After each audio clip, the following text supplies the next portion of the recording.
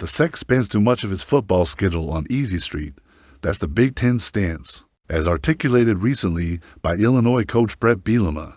Bielema conveyed the mood of his conference when he called on the SEC to play a ninth conference game. If the Big Ten successfully strong-arms the SEC into reducing its number of cupcake opponents, that will be a win for college football. The stubborn persistence of non-conference pushover games remains one of the sport's lamest elements, and no conference plays more patsies than the SEC. The surest way to reduce the number of cupcakes would be to increase the number of conference games. It's not the only way, but it's the firmest path. Left to their own devices, some schools will pursue the greatest number of non-conference cakewalks. So, I wish the Big Ten luck in its mission to bend the SEC toward 9 conference games, a figure that would match the number played by the Big Ten and Big 12. And yet, I wonder whether the Big Ten will come to regret trying to bully the SEC on its schedule, because I see this ending one of two ways. Possibility 1, the SEC will dig in its heels, rebuff the Big Ten, and remain at 8 conference games. If this occurs, it will show that the Big Ten doesn't possess the power it must think it has to influence other conferences.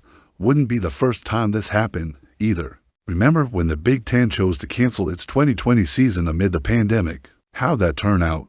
The SEC decided it would play in 2020, and the Big Ten came crawling back to play a truncated season, revealing itself a follower in 2020, not a leader.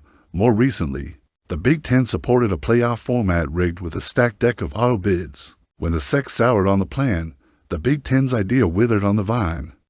Possibility 2, the SEC will accept the Big Ten's challenge to play a 9th conference game and reap the reward by building strength of schedule metrics that dwarf most of the Big Ten.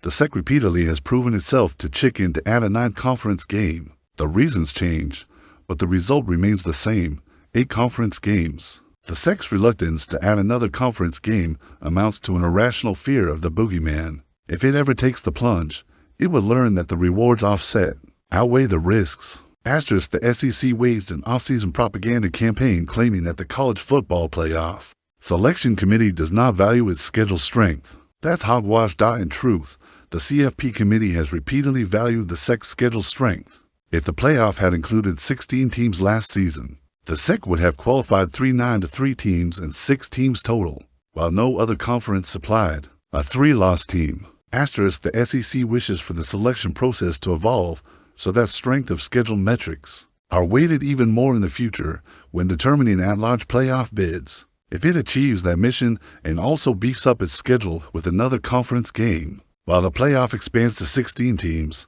look out, Big Ten. The runway would be greased for a cavalcade of 9 to 3 playoff teams from the SEC. Plus, adding another conference game would help distinguish the SEC's wheat from its chaff, helping ensure that the best SEC teams made the playoff. As it is, the Big Ten owns one upper hand on the SEC. In the rhetoric wars that surround at-large bids, its membership plays 1 extra conference game, and most of its members play 10 power for opponents, while most SEC teams play 9 power for foes.